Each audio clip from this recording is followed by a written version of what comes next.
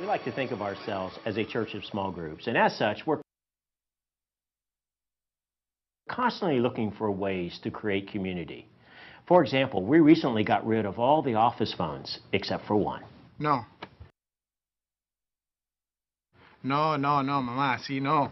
Tienes que, listen. Come on, Julio, no more international calls. It doesn't work the other way. Or how about the time we got rid of all the coffee mugs and went to just one community mug? Well, I almost fell asleep. I literally almost fell asleep. What was that about? I don't even remember.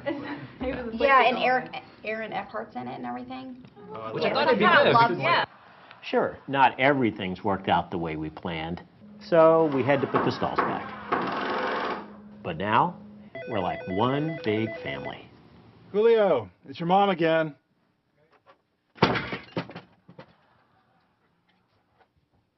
Aló, mamá. Epa, ¿cómo está?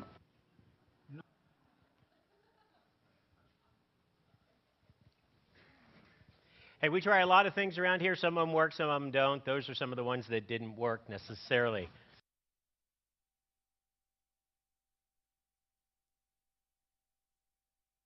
We are so honored and so thrilled that you guys have chosen the next day, another day to be with us. Has it been good so far? Yeah. Good. Anybody get any last night? No. But the good news is you came into spring and you're leaving in winter. So that's what we're really all about here. Because we're talking about change in this breakout and the formation process, and we're changing something here. Hey, for those of you who are online, we want to say we're really glad that you're with us as well. The only difference about you being online and not with us is you missed out on a cookie. And these are good cookies, aren't they, folks? We hired a guy several years ago who also has many gifts.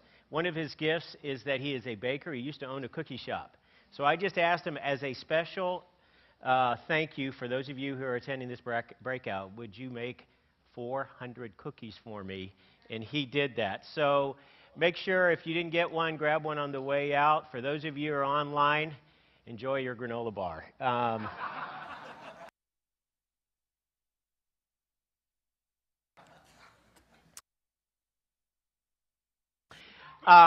We're going to spend a few minutes talking about spiritual formation and group life. I didn't introduce myself. My name is Bill Willits, and I'm the Director of Ministry Environments for North Point Ministries, which functionally means I work with some awesome people as we try to change, tweak, and adjust some of our ministry strategies and the way we can be most effective in reaching children and students and adults and lead them into a growing relationship with Jesus.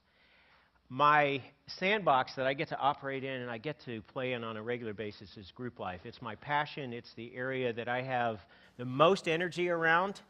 And the subject that we're going to be talking about is really, really near and dear to my heart. But I want to start off by saying a couple of things. First, we're going to share some learnings and some thoughts and some things that we have stumbled upon in the past years as it relates to spiritual formation through group life. But I just want to say the obvious and state the obvious at the very beginning. These are our thoughts. These are our ideas. They're not the definitive thoughts. They're not the definitive ideas. We know that. We're still in process. We know we're not there yet. So we're continuing to grow and to change, and we would love to continue the dialogue with you. Obviously, we'll do a little bit of that in Q&A, but throughout the week, because we continue want to grow in our understanding and our terminology. We want helpful handles that help people along the way. So just want you to know on the front side, you're getting thoughts, not definitive thoughts, okay? Fair enough on that? And then secondly, process-wise, I'm going to share a few things for about 35, 40 minutes. And then I'm going to introduce to you just a great guy who I have the privilege to serve with, who serves on staff at our Brownsbridge campus. And his name is Tom Boyclair. Tom's going to come up and be a part of the Q&A with me, so we'll talk a little bit about formation in a Q&A strategy. When I'm done, we're going to ask you, if you would, to make sure that you state clearly your question. If you have questions, we'll have microphones around, ask you to state it clearly, and try to keep it on topic as much as possible so that it can be something that would be helpful for all of us. Fair enough? Well, let me pray for us and we'll get started. Father, thank you so very much for these incredible leaders. And one of the downsides for us is that we don't get to have as much meaningful interaction with them, because we know every one of these folks have stories to tell, and they could be leading this breakout. And the reality is these are a gifted group of leaders. We just pray that you will use this time well, that you will give us clarity, that you will give us courage. And I pray now that this would be a helpful time as we talk about how we can leverage groups to help shape and mold and move people to become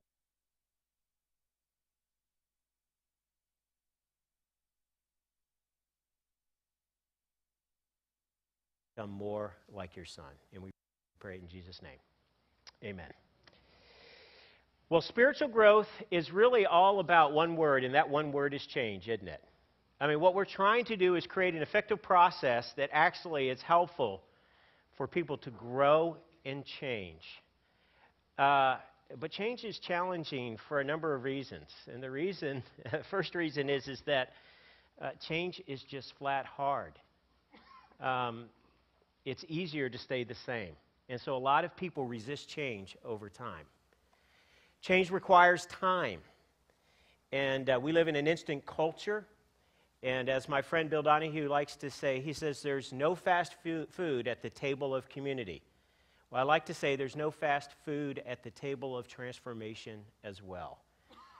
You can't have change that is lasting and sustainable and do it overnight.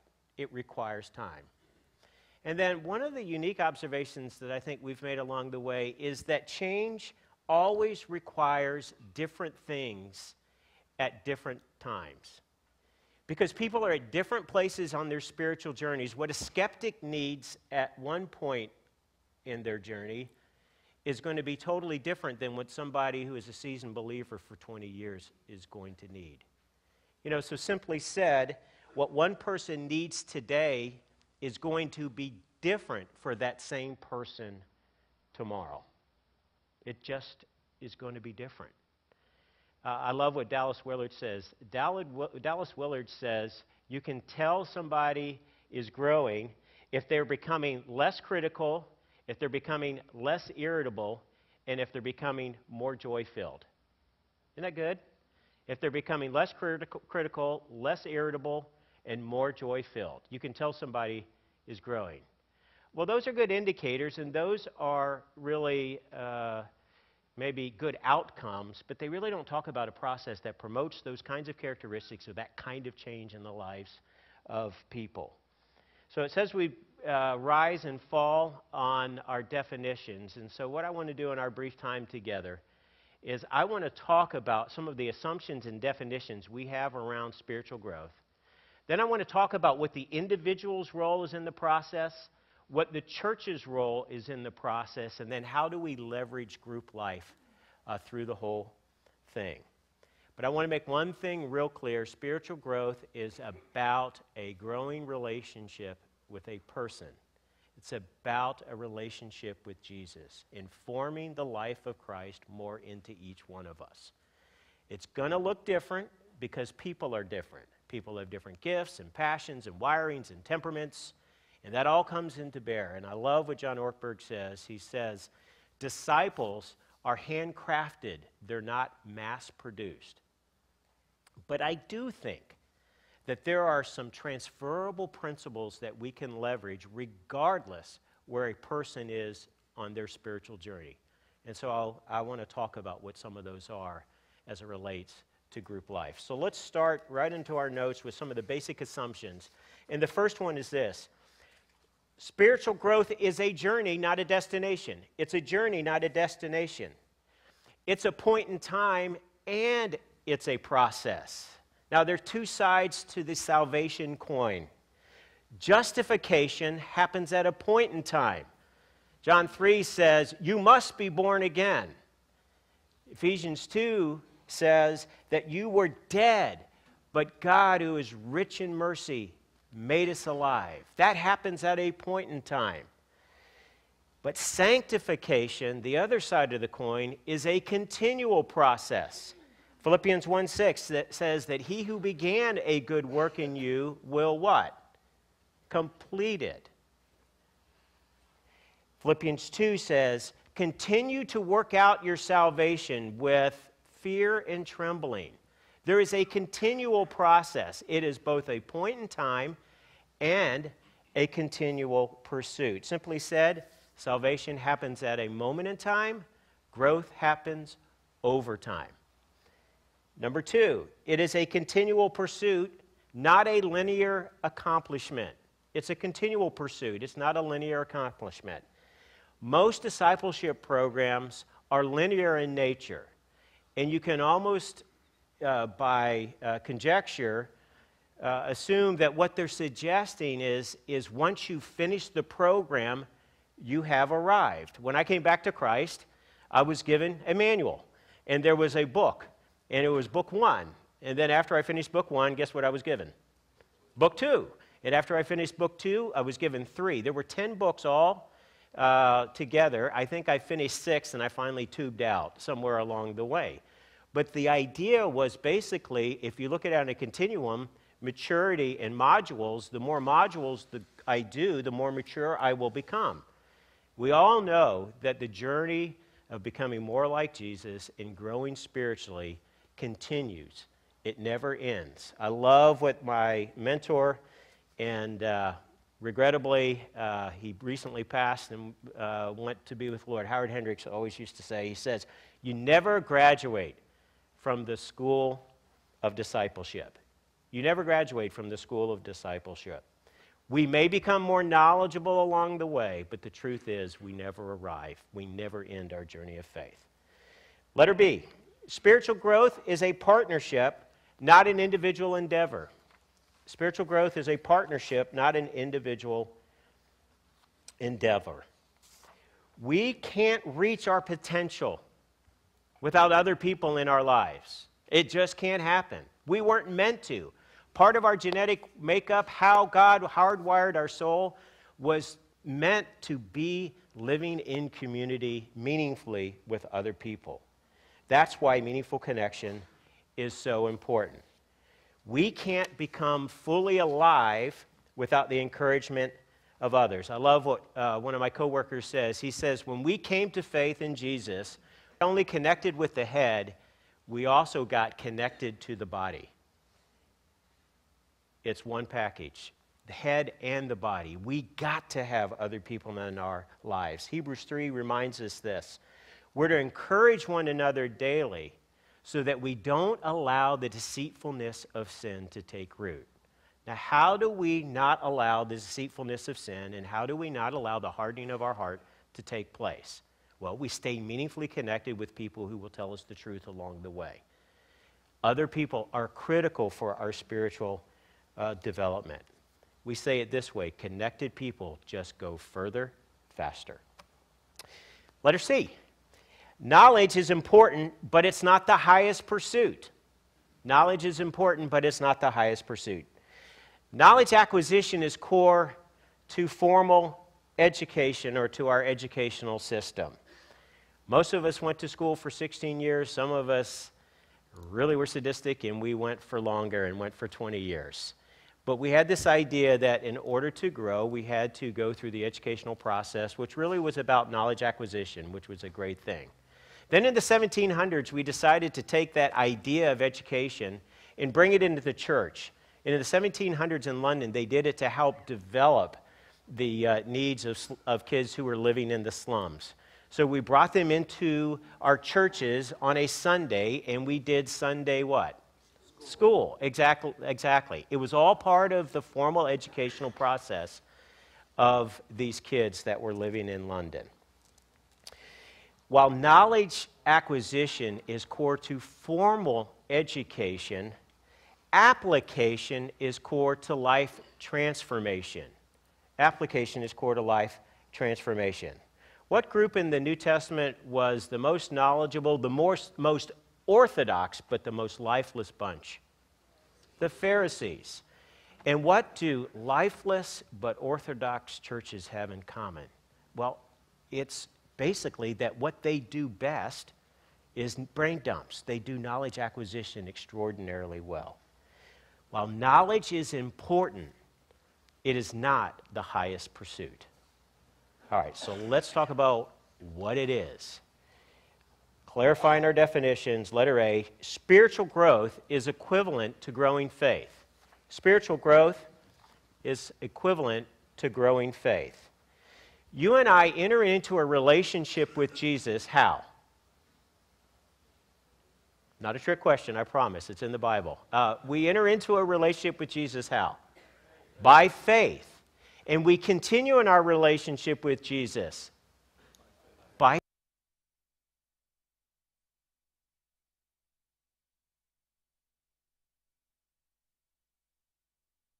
faith. It's not, I promise, there's no trick questions here. Hebrews 11 reminds us, it is impossible to please God without faith. Not just prior to salvation, not just at salvation, but continually. Faith is actually trust in action. Faith is actually trust in action. So it begs the question, how does God build faith in each of our lives? Now, 20 years ago, we started asking this question as an organization. It actually started in a group of college students that Andy was mentoring. And he went to them and said, okay, tell me your stories and tell me the things God has used along the way to build faith and to grow you up spiritually along the way. And certain people started saying certain things, and there were some common themes. And so we were working together back in those days as well. And so he came into a breakfast meeting with about 5 of us and said, hey, I know your guys' story, but I would love to know what are some of the common things that God has used along the way. Chances are, if we had time and we were able to unpack everybody's story in this room, there would be some common themes that would come up about how God has built faith in your life. And Andy has written about it in deep and wide pretty extensively and also did a whole series on it called The 5 Things God Uses to Grow Faith. They are common themes. Now, there may be 6. I don't want to argue. You may have a 7th. But there are at least 5 things that seem to be common and consistent in everybody's faith journey. I'll give you those real quickly. The first one is practical teaching, and that's hearing and applying biblical truth. It's not just being exposed to truth, it's actually applying truth. So that means it's taught in a way that it's easily applied. Practical teaching. Providential relationships. Those are the kinds of relationships. It could have been a Sunday school teacher as a kid. It could have been a next-door neighbor. It could have been somebody in a small group. It could have been somebody who mentored you. But when you look back on those relationships, they were so significant that you would say they were providential. God brought them into your life at a critical juncture, at an important time. Private disciplines is the third one. And those are disciplines like prayer and study and reflection. And that's where we move to understanding more fully that God isn't just a God of the universe. He's my God. He's my Savior. He doesn't have a plan for the world only. He has a plan for my life. And it's where we understand His personality and His interest. Personal ministry is the fourth. And those are the times when we get out of the stands and we get into the game and we start leveraging our gifts and our talents in tangible ways. You want to see somebody who's dependent upon God, ask them to lead a kids group or a student ministry or do something out of what they're normally doing, and they become immediately dependent in a way that they have never become dependent. Personal ministry is a key. And then pivotal circumstances, those divine circumstances that God brings or allows into our lives. They could be great things, they could be very challenging things. But those things we would say were pivotal in our faith journey, that when that happened, we saw God more clearly, or when that happened, we became more cognizant of how dependent we were upon Him along the way. Well, God leverages multiple catalysts to grow our faith. And we would say that these catalysts are the how of spiritual growth. I'm not saying they're the only 5 things, but they seem to be 5 themes that register in the lives of most people. Spiritual growth is equivalent to growing faith. Letter B, growing faith produces enduring hope. Growing faith produces enduring hope. Now, reality is, life happens to all of us, one out of one. And we go through seasons of pleasure and we go through seasons of pain. We have good things, we have bad things. There's times when God is very close, and there's times when God seems very far off. And generally, those things run on parallel tracks. We don't go strictly through seasons of pain. We don't go strictly through seasons of pleasure. Those things tend to happen at the same time in our lives. But God wants to leverage them all for one simple purpose: to build our faith. And He allows them to come in and builds our faith. Now, growing faith produces enduring hope, and enduring hope is found in a person and provides us with the confidence and courage to persevere. I love this reminder, this passage in 1 Thessalonians, good for you to say, 1 Thessalonians 1. We remember before our God and Father your work produced by faith, your labor prompted by love, and your endurance inspired by hope in our Lord Jesus Christ. We're reminded that growing faith produces something, and what it produces is hope. But that hope is not found in changing circumstances. That hope is found in a person, and His name is Jesus.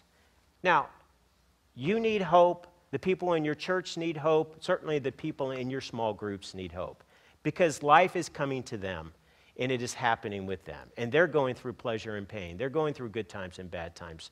They're having to navigate times when God seems very near, and they're having to navigate times when God seems very far off. We had one of those seasons early in our marriage.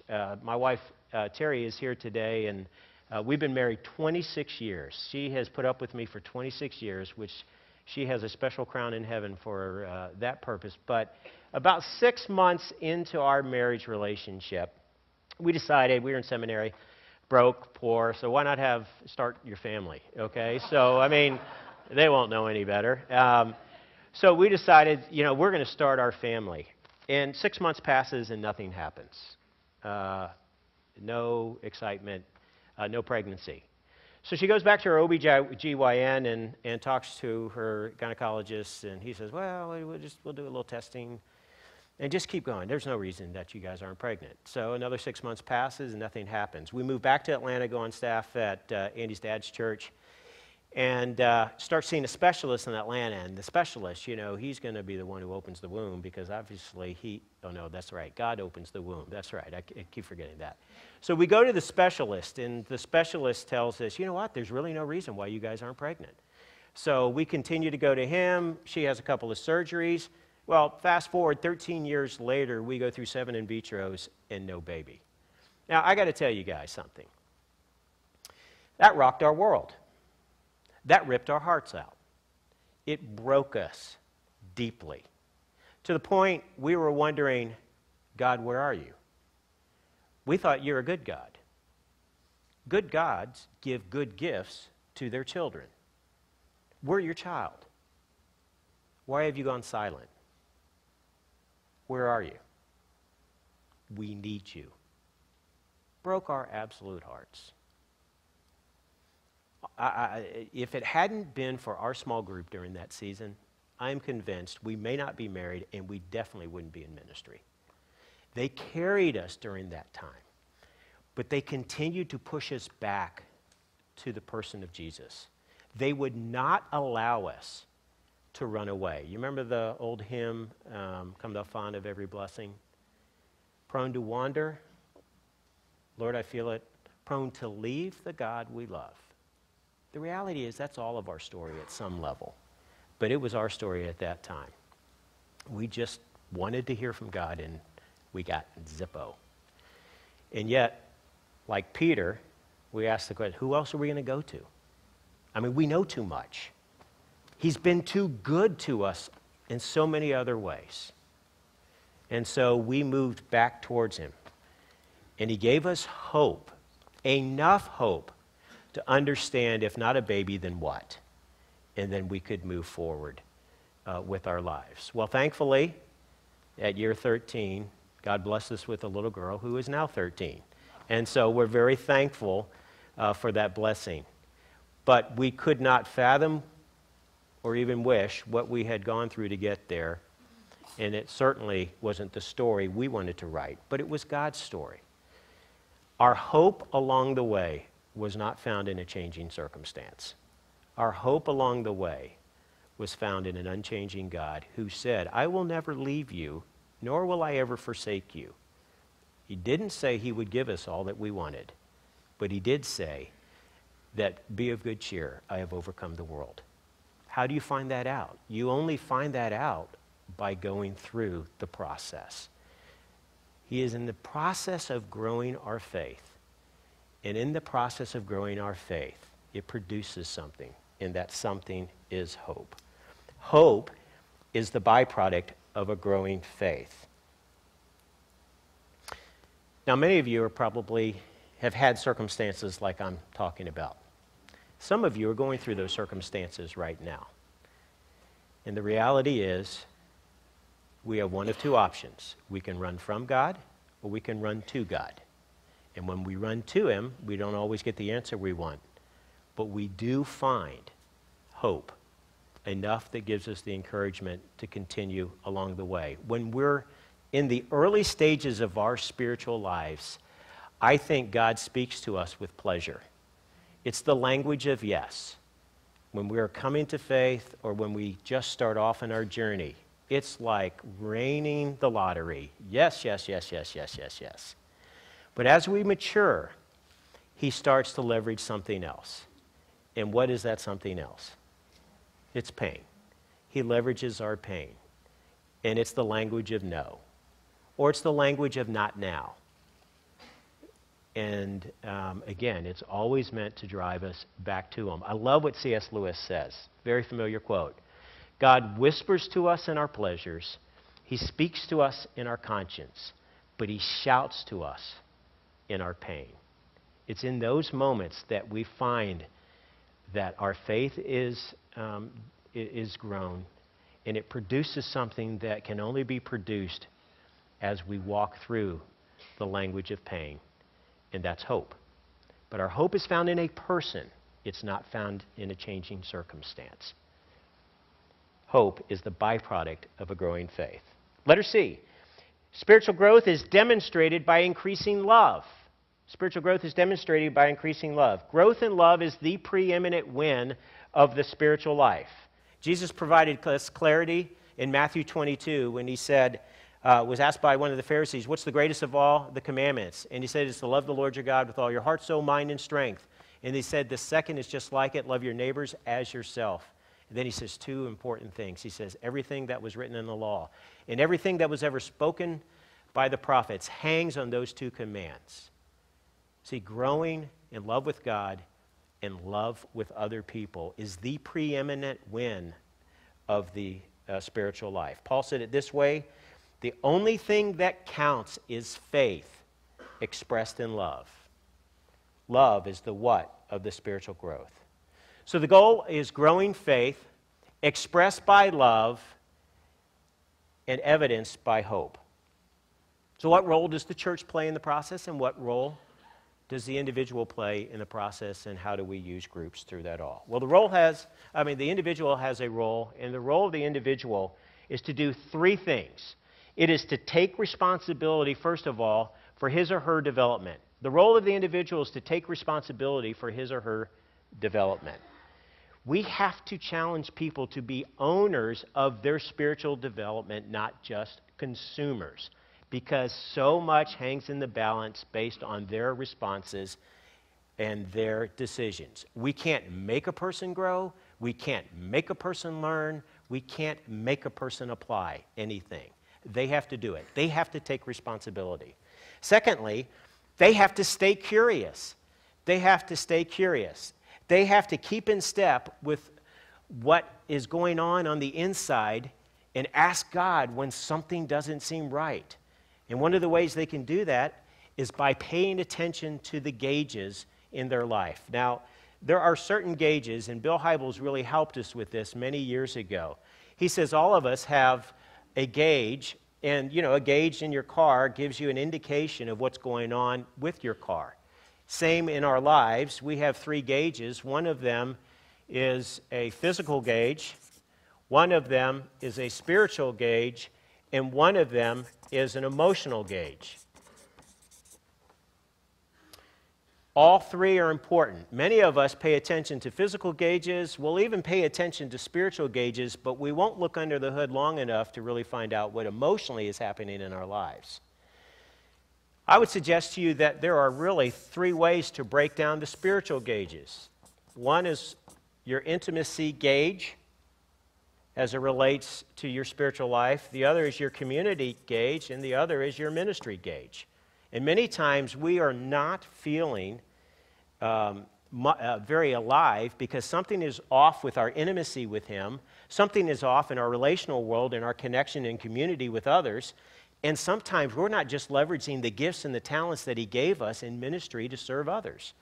And so it's important for individuals to stay curious as to where they are on their gauges, and if some indication light is saying, warning, you need to pay attention.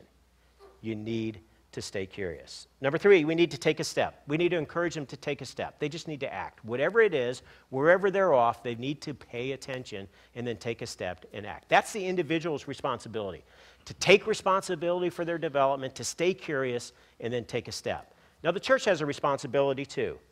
And the role of the church is to partner with people considering 3 things. And the first one is personal interest. Personal interest. A person's interest should influence the church's investment. Let me say that again. A person's interest should influence the church's investment. The church is not responsible for the process. It is a partner in the process. We are not responsible. We cannot be responsible for other people because we can't determine what they do with what we give them. For the church to invest in the indifferent is inane and ineffective. For the church to invest in the indifferent is inane and ineffective. In other words, I'm just saying it's silly. It's ludicrous. It's not helpful. Adults learn on a need-to-know basis. When did I need to know how to be a parent? When I became a parent. I really had no interest prior to becoming a parent. When did I need to understand what it meant to be a married man? When I got married. I wasn't interested in what it meant to be a married man before. And since adults learn on a need-to-know basis, many times we ask teachers to come to teach students before the students are ready to learn. Their personal interest, if they have no interest in a subject, then why do we think it's incumbent upon us to force it upon them? It's interesting, in the counseling field, counselors will not allow family members or friends to make appointments for family members or friends. Why? Because if somebody doesn't know that they have a problem enough to make an appointment with a counselor, then they're not going to be willing to take ownership for what needs to change. They got to have skin in the game. And all I'm saying is that I think our investments into our people needs to consider whether they have any interest in growing in the areas that we're suggesting. Many times our discipleship processes are all about what we think other people need rather than what they have said they want to learn. Number 2, the role of the church is not only to partner around personal interest, but around spiritual timing. Around spiritual timing. The needs of children and adults are different. Let's close in prayer. No, I'm kidding. The needs of children and adults are different. When we are trying to develop kids, we look to what's age appropriate. There's a reason why we don't teach them the story of David and Bathsheba when they're 6 years old. There's a reason why we don't tell them or teach them eschatology when they're 5 years old. It doesn't make sense. it's not appropriate from an age perspective. Likewise, just as the needs of children and adults are different, the needs of skeptics and believers are different. And we need to be age appropriate with what we teach them. I love what my friend Reggie Joyner says. He says, everything may be equally true, but everything is not equally helpful. Everything may be true, but it's not equally helpful. So spiritual timing is really important. There are certain things that are important for skeptics. They're not important for seasoned believers. And there are things that are appropriate for seasoned believers that not are appropriate for somebody who's just starting out their journey of faith. Make sense? Spiritual timing is critical. Then thirdly, missional engagement. Missional engagement. We believe the church should partner considering the missional engagement of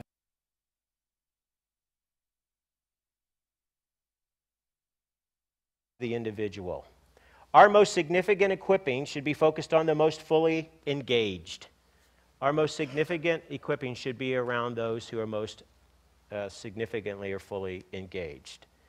Those are the ones who are partnering with us or volunteering with us in our ministry areas. We try to create hooks to leadership by leveraging training and equipping and biblical content for those who have engaged with us. What we're trying not to do is create other opportunities for people to consume and then just do nothing with it. So all of our classes are reserved for leaders. All of our theological training is reserved for leaders. All of our biblical training is reserved for leaders. Leadership has its privileges. So nowhere else do we do staff one-on-ones. Nowhere else do we do training events. Nowhere else do we do some of our biblical and theological understanding. Our desire is to grow muscle and not feed fat. We want to grow muscle and not feed fat. All right, so where do groups fit into this whole process now that we have a level playing field? Well, a person has a typical journey that they go on when they come into faith experience. And it starts off with an event. It starts with some kind of awakening. It could be salvation. It could be a fresh experience. But there is a season of awakening that takes place in a person's life. Then they go through a season of discovery. They just have an insatiable desire to learn. And so they're reading everything, the scriptures, books. They're going through classes. They just have an insatiable desire to understand more. That brings in them a great passion for life, a understanding, and a gratitude for what God has done for them. And then, like Luke 17 says, things that cause people to stumble are bound to come. In other words, life happens. It could be other people. It could be unemployment. It could be poverty. It could be riches. It could be disappointment. But life happens, and it comes to them. And what's the response? Well, many times they get discouraged, and they get despondent, and as a result, they begin to move through a season of stall. They start to stall in their spiritual life, and they hit a plateau. And because they're doing life alone, they're not with anyone else, that stall ultimately leads to a disconnection. They're disconnected from other people. They isolate, they withdraw, they miss out. Now, a person who is in a group and walking through life in the same way has the same experiences. They have an awakening. They go through a season of discovery, and there's great passion that happens.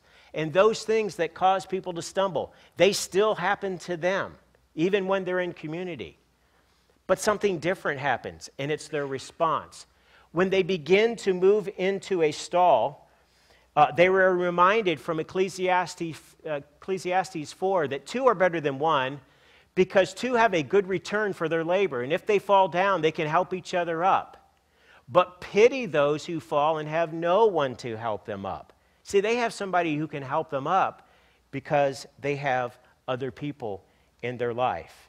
So when they begin to stall, those other people in their life provide something. They provide perspective. They're reminded that God hasn't forgotten you.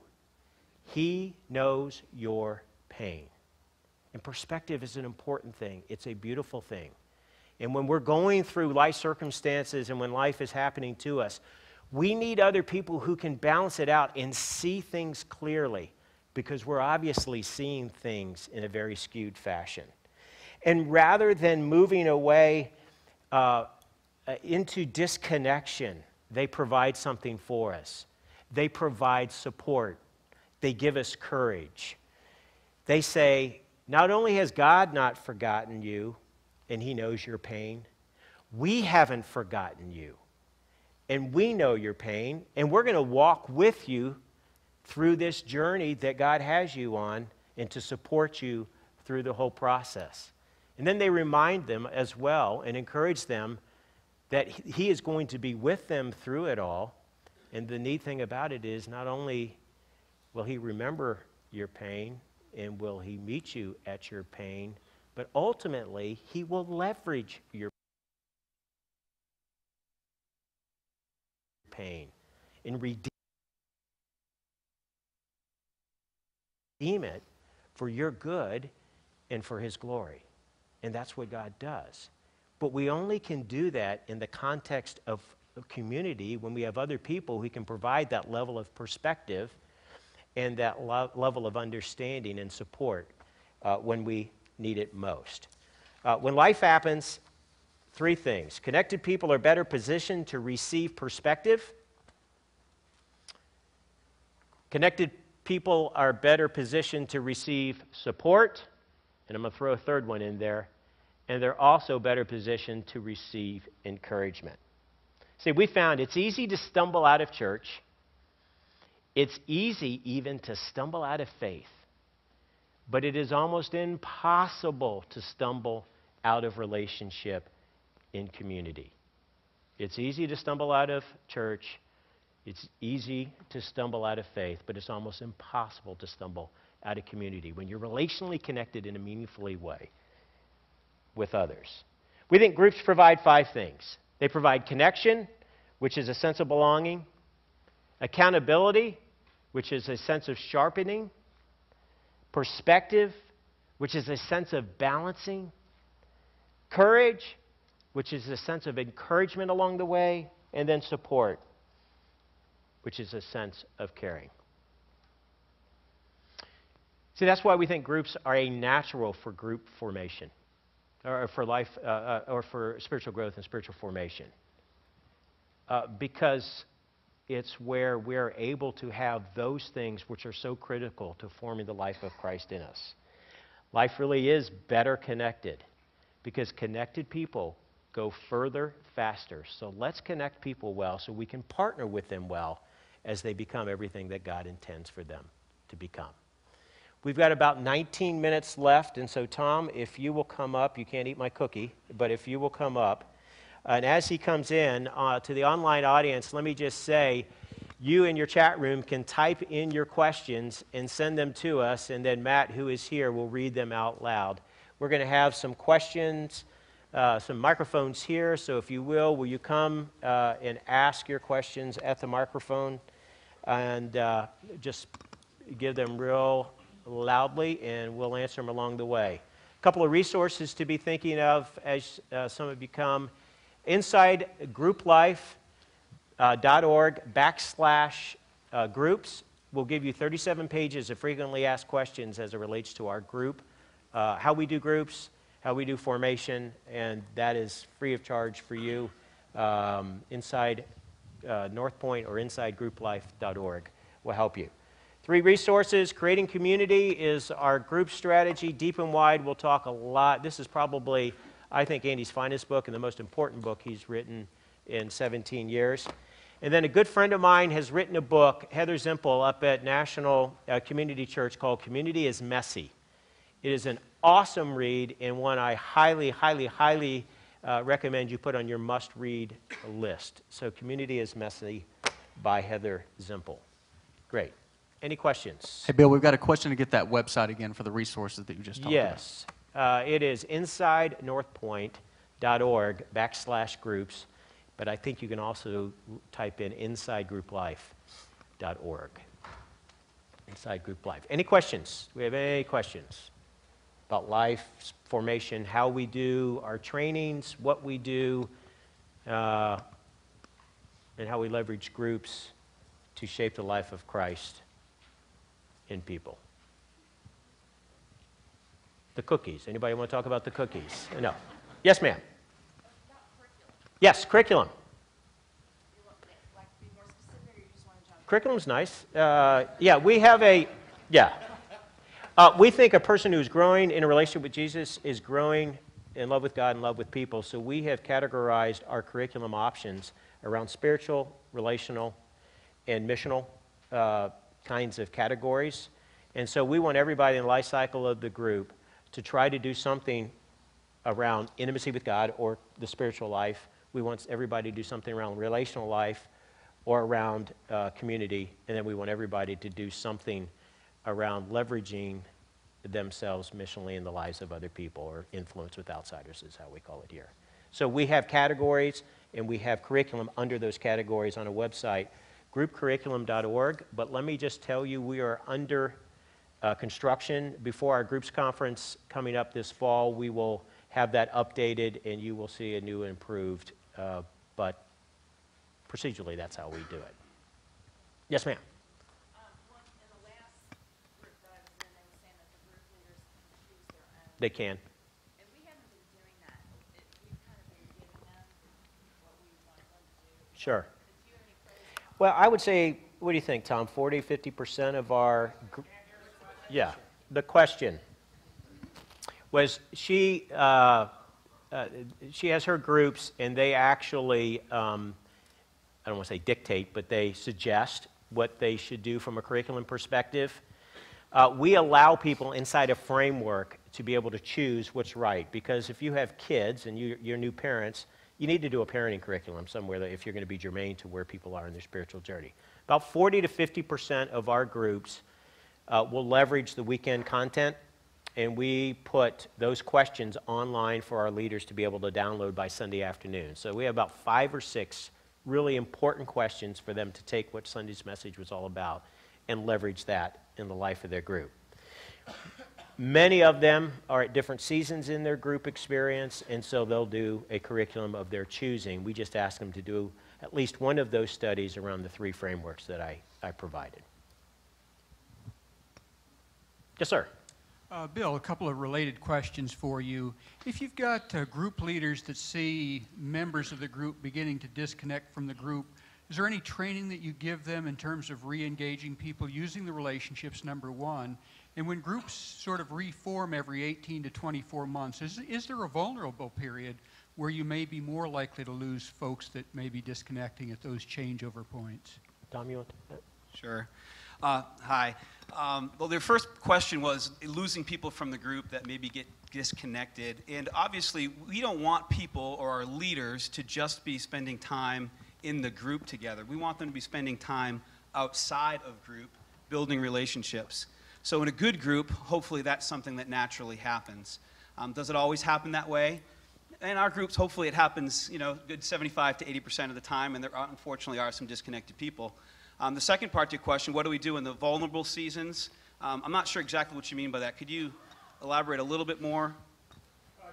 The question is if the groups are being reformed every 18 to 24 months. If groups are reforming, let's say, every 18 to 24 months, and people are being asked to develop new relationships, there may be some times where previous relationships aren't as strong. Folks are connecting with a different group, and now they're trying to connect with a new group of individuals. Whether there may be a vulnerable time in groups where people are more likely to get disconnected because the relationships haven't yet had a chance to form and be strong.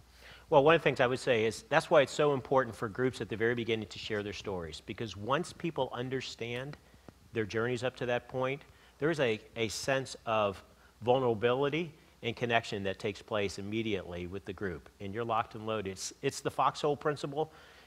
People who are in the military and they go through an experience together, it shapes them.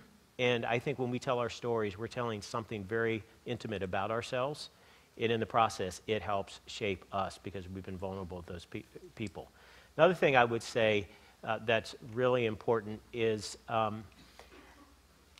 if a group becomes vulnerable, generally, I think it's a leadership issue many times, and that leadership issue may be just as simple as a leader is trying to do everything rather than promoting a shared leadership of the group. If I have a vested interest in something, then I will be more vested into it. And I think many times leaders host, they lead and facilitate the lesson every week, they provide the dessert, and they aren't sharing the load of the leadership of the group. And if I have a vested interest in something, then I'm more attuned to it. So for us, we actually share the facilitation of the group. There's a difference. We differentiate between the leading of the group and the leading of the group meeting. And so for us, we encourage that shared participation, and many times shared participation ends up to make it a less vulnerable experience. One thing you should know, our singles groups only meet for about a year, but our married groups, and that's because of the transition of the season of life for many of them. Some of them will go on, but many of them will just meet for a year. For our married groups, they can meet up to 3 years. We don't have a hard and fast 18 to 24. Those are guidelines for people. We just know that everything lives, breathes, and dies over a season, and there is a saturation point that a group is going to have. And rather than it fizzling out and just ending, we just say end strategically, and at that time, try to birth something fresh out of what God has done over the last couple of years in your experience. So, great question. Can I just add something to that? Because I feel one of the things that Bill said that I didn't know before I came to work here, or didn't do as well, that we do really well here at North Point, is we do tell stories. And making sure that each group tells their story at the beginning of group, even if they've been in that group with some of those people, to be able to share stories is not something we take in lightly or to understate. Hey, Bill. Sorry, over here in the corner. Got it. Hi. So what you did today was great from like a casting a vision. Yeah. From a strategic perspective. So, and I don't know if there's a silver bullet here, but looking for like a tactical, what you did today, a tactical deterrent to somebody that says, man, I just don't have time for small groups. Like, what's a succinct way that we could kind of cast the vision you did, but to somebody who's walking out of the lobby saying, I'm not coming to Group Link tonight because I just don't have time in my life.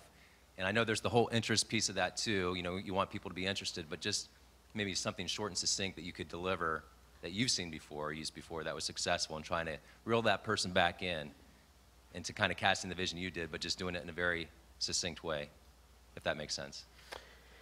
I just don't think you can be fully formed in the likeness of Christ in isolation. He created us for interdependence and dependence, not independence. And so over time, we will naturally gravitate to our lowest common denominator if we aren't living life connected meaningfully. And so for me, that's why our buzz phrase, life is better connected, because connected people go further faster.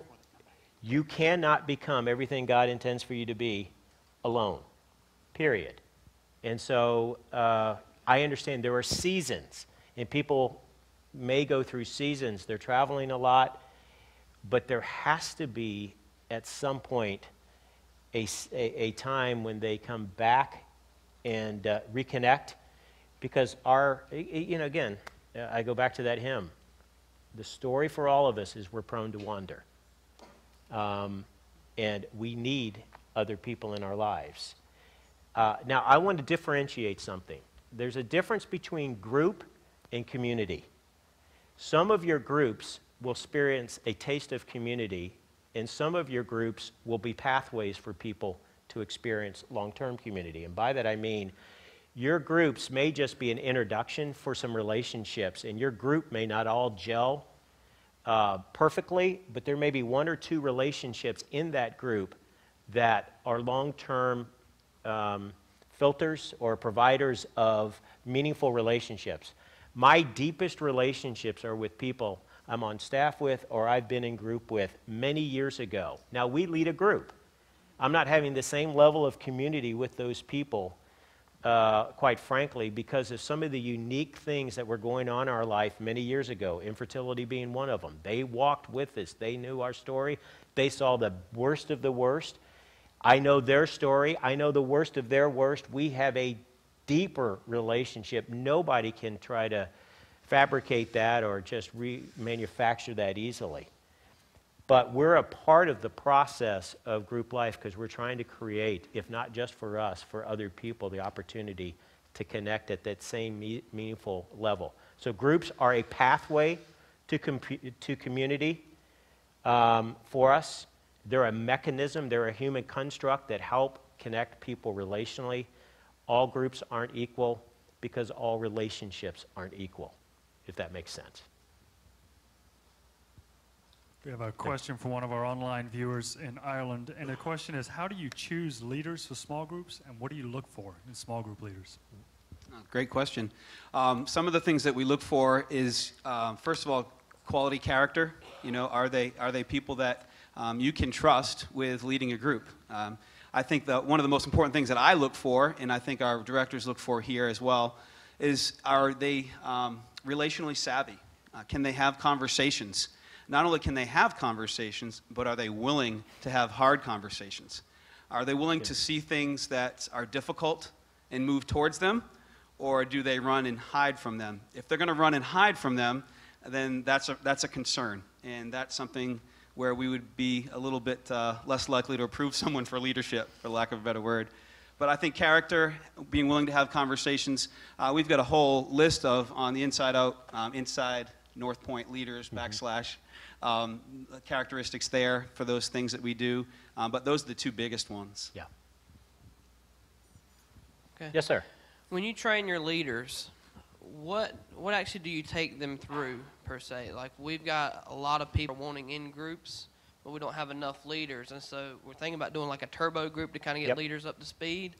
But what kind of stuff would you take those kind of leaders through that are having to start fresh and hadn't been apprenticed? Yeah, well, we'll do obviously, the optimal experiences if they've experienced something and they've come through a group. But for those who haven't, we'll take them through pretty extensive application process, interview process. Then we take them through an orientation. We'll either do that in a group setting or we'll do it individually. We'll have them watch something or listen to something, and then we'll meet with them privately to discuss it further. All we're trying to do is to prepare somebody for the first 90 days of their group experience. We're not trying to teach them everything they're going to need forever and ever, amen. We have a group of staff coaches who meet with leaders at least twice a year and pour into them and do some regular development pieces with them. We have 8 leader essentials we think are critical for every leader to be doing and to be doing well. So we'll talk about those in our one-on-one. But we take them through an orientation. We do an annual training event for them, and then we'll bring them into either a campus-specific event or to some multi-leader meetings where we'll take some scenarios or situations that we think would be very helpful for them and have to wrestle and struggle with them in a group setting. We've done that before. But there's a constant development theme that's going on that's relationally driven. I mean, we always start off with, how are you doing, before we get to, how is your group doing? Good. Yes, sir. Yes, question for you. Have you made the blanket statement or a general statement to your congregation, such as, if you're interested in starting a small group, come see us? Are there pros and cons to that, and have you done that? Well, we haven't, and I will tell you why. It's because everybody has a different definition for what a group is. So if I come out of a college group, I have a mentality that it's like my college group. Or if I was in a prayer group, then my small group was a prayer group. Accountability group was accountability group. If it was a Bible study or BSF or whatever, that's what I think of when I think of group, community Bible study, whatever it may be. So we haven't done that strictly because we want everybody to be using common language.